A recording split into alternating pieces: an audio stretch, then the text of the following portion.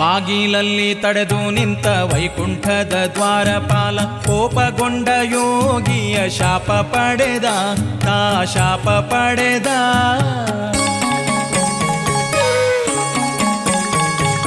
ಬಾಗಿಲಲ್ಲಿ ತಡೆದು ನಿಂತ ವೈಕುಂಠದ ದ್ವಾರಪಾಲ ಕೋಪಗೊಂಡ ಯೋಗಿಯ ಶಾಪ ಪಡೆದ ತಾ ಶಾಪ ಪಡೆದ.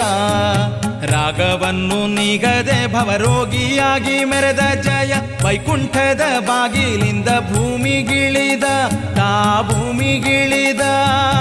7 ಜನ್ಮದಲ್ಲಿ ಪಾದ ಸೇವೆಗೈ